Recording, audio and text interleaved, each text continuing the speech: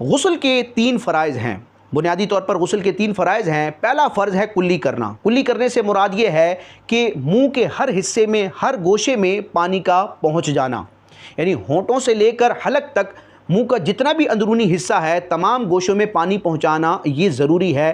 یہ پہلا فرض ہے غسل کا۔ بعض لوگ کیا کرتے ہیں کہ منہ میں تھوڑا سا پانی لے کر فوراً اس کو گرا دیتے ہیں اور سمجھتے ہیں کہ کلی ہو گئی۔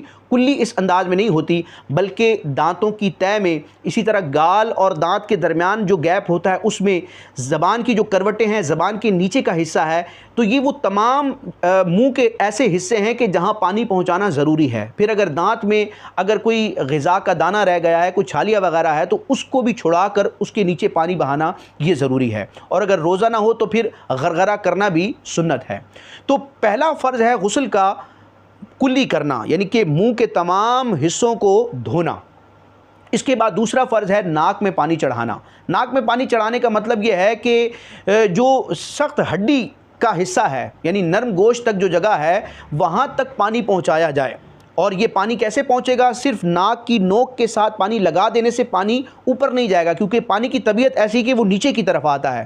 لہٰذا علماء اس کا طریقہ یہ بیان کرتے ہیں کہ چلو میں پانی بھر کر ناک کے قریب کر کے سانس کے ذریعے اس کو کھینچا جائے، کیونکہ ناک میں پانی چڑھانے کا جو یہ فرض ہے غسل میں، اس کے لیے عربی میں ایک لفظ استعمال ہوتا ہے استنشاق، یعنی ناک میں پانی چڑھانے کو عربی میں کہتے ہیں استنشاق، جو کہ وضو میں سنت ہے اور غسل میں فرض ہے۔ اب استنشاق کا معنی کیا ہے؟ اعلیٰ حضرت امام اہل سنت نے فتاوی رضویہ شریف میں ذکر کیا، استنشاق کا معنی کیا ہے کہ سانس کے ذریعے کسی چیز کو کھینچنا، سانس کے ذریعے ناک میں کسی چیز کو چڑھانا، اس کو عربی میں استنشاق کہا جاتا ہے۔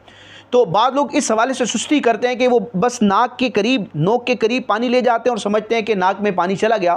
اس طرح پانی بھی نہیں جاتا اور اس طرح فرض ادا نہیں ہوتا۔ تو ضروری ہے بالخصوص جب فرض غسل کیا جا رہا ہو کہ ناک کے دونوں نتنوں میں پانی چڑھایا جائے، اوپر کی طرف اس کو کھینچا جائے، اور اگر ناک میں کوئی میل وغیرہ ہو تو اس کو صاف کر کے اس کے نیچے پانی بہانا بھی ضروری ہے۔ یہ ہے 2 فرض۔ پہلا فرض ہے کلی کرنا، دوسرا فرض ہے ناک میں پانی چڑھانا، اور تیسرا فرض ہے غسل کا سارے ظاہری بدن پر پانی بہانا، یعنی کہ سر کے بالوں سے لے کر پاؤں کے تلووں تک جتنا بھی ظاہری بدن ہے اس پورے حصے پر، پورے بدن پر پانی بہایا جائے۔ اور پانی بہانے سے مراد کیا ہے؟ وضو اور غسل میں جو اعضاء کو دھونے کا بیان کیا جاتا ہے، تو دھونے کی تعریف وضو اور غسل میں یہ ہے کہ کم از کم پانی کے 2 قطرے بہہ جائیں۔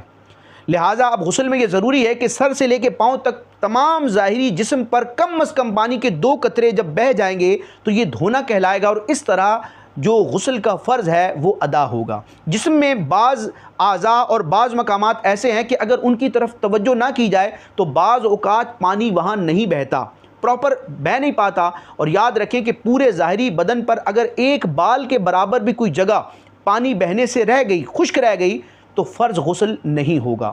تو علماء کرام نے اپنی کتابوں میں ان مقامات کی نشاندہی کی ہے، بہار شریعت میں بھی، فتاوی رضویہ شریف میں، دیگر فقہ کی کتابوں میں بھی وہ تفصیلات موجود ہیں کہ انسانی جسم کے وہ کون کون سے اعضاء اور کون کون سے وہ حصے اور گوشے ہیں کہ جن کی طرف خاص احتیاط نہ کی جائے تو پانی نہیں پہنچتا۔ تو اللہ پاک ہمیں شرعی احکامات کو سمجھنے کی توفیق عطا فرمائے۔